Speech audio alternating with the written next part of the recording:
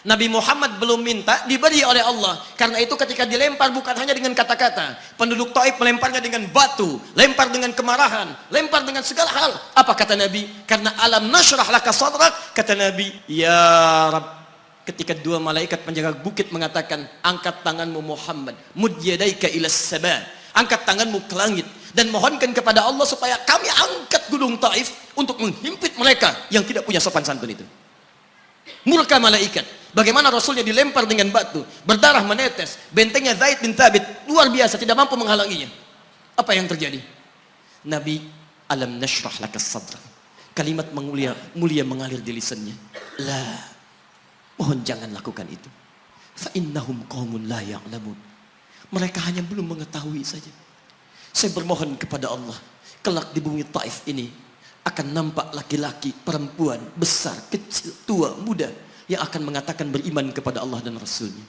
Lalu lantas beliau berkata kepada Allah dengan kalimat yang mengalir syahdu, dengan darah yang masih mengucur, dengan kalimat yang berbelas kepada Allah, Ilahi, ila man takiluni, am ila ba'idin yu'limuni, a ila qaribin yu'zini, fa ana radin ya Rab, ma lam taghdab alayya, la hawla wa la quwwata illa billah. Ilahi, duhai Allah, ila man takiluni, setelah dari sini yang saya dilempari, saya dihujat, kemana lagi engkau akan antarkan saya? A'ila qaribin yu'zini, apakah ke tempat yang dekat dari sini dan saya akan disakiti lagi? Am ila ba'idin yu'limuni, atau tempatnya masih jauh yang harus saya tempuh, tapi di tempat itu saya akan dihinakan lagi. Ana radin, saya ridha ya Allah, malam taghdab alayya, sepanjang engkau yang tidak murka kepada saya. Alam nashrah laka sadrak. Manusia melempari, radin. Manusia menghujat, radin. Malam taghdab alayya, sepanjang engkau tidak murka kepada saya. Muhammad sallallahu alaihi wasallam. Musa berkata, wa yassir li amri, ringankan urusanku. Muhammad sallallahu alaihi wasallam dengan segala kemuliaannya turun ayat, wa nuyassiruka lil yusra. Wa nuyassiruka lil yusra. Karena itu Nabi Rasul dulu mukjizat tampak di depan mata. Ada yang menghidupkan orang mati dengan menyebut kalimat Allah biiznillah, biiznillah. Sampai maaf teman-teman sekalian, mukjizatnya ada, Rasulnya ada, di hadapannya Allah mau dicari dan dibunuh juga. Muhammad sallallahu alaihi wasallam, wa nuyassiruka lil yusra. Tidak banyak mukjizat seperti nabi-nabi dahulu, dengan turunnya satu mukjizat beriman kepada beliau sallallahu alaihi wasallam, bahkan nyaris orang-orang yang tidak pernah melihatnya. Lihat umat masa lalu. Kaumnya Musa, Musanya kelihatan, mukjizatnya bagus, tongkat dilempar jadi ular, tongkat dipukulkan ke batu, keluar 12 mata air. Quran surah kedua ayat ke-60. Apa yang terjadi? Umatnya masih belum mau beriman juga.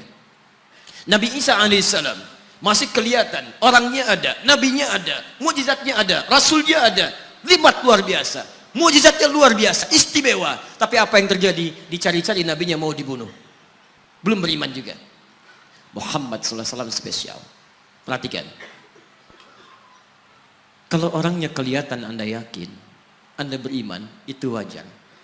Muhammad sallallahu alaihi wasallam, ada orang yang tidak pernah melihatnya, tidak pernah menatapnya, mimpi pun belum tentu berjumpa dengannya, tapi mau beriman kepada Muhammad sallallahu alaihi wasallam.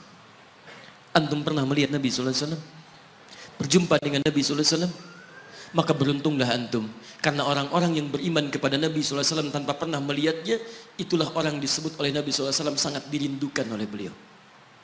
Satu kali beliau duduk dengan para sahabatnya mengatakan, ana mushtaqun bi ikhwani, saya sekarang sedang merindukan saudara-saudara saya.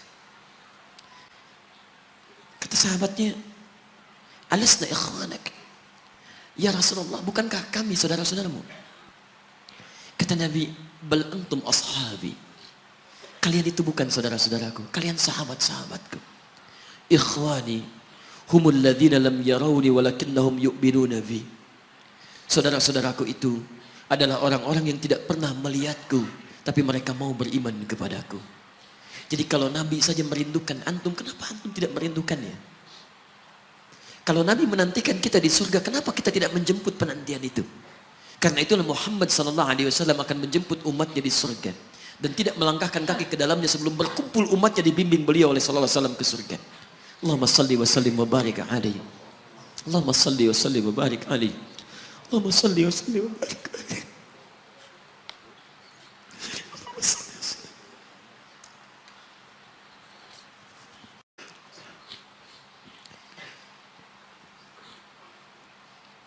Maka diturunkanlah kemudian hudan yang terakhir.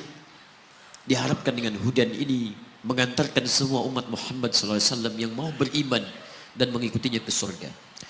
Karena Rasulnya spesial, umatnya spesial, maka diturunkan di waktu yang spesial dengan petunjuk yang spesial. Quran surah kedua ayat 185. Syahrul Ramadan alladzi unzila fihi al-Quran. Di bulan Ramadan, turunnya bulan Ramadan, bulan spesial. Unzila fihi al-Quran, diturunkan Al-Quran. Apa fungsi Al-Quran itu? Ternyata bukan bacaan biasa. Bukan koleksi yang Anda simpan di pinggir-pinggir masjid atau terletak di atas-atas dipan di rumah Anda. Maaf, hudan. Lihat ayatnya. Syahrul Ramadan alladzi unzila fihi al-Quran hudan. Hudan. Petunjuk kita. Sumber kebahagiaan kita. Sumber ketenangan kita. Sumber capaian terbaik alam kubur kita. Dan petunjuk yang akan mengantarkan kita ke surga. Dan hebatnya, kalau yang umat-umat dulu, itu terbatas sifatnya. Tidak pernah disebutkan linnas. Suhuf. Suhuf Ibrahim wa Musa. Daud untuk kaumnya.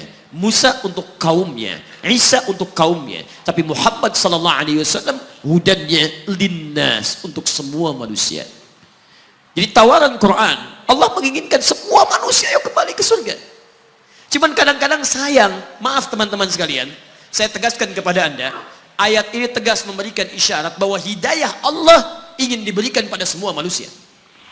Jadi kalau kita lihat keterangan Al-Quran, seharusnya tidak ada satupun manusia yang tidak dapat hidayah.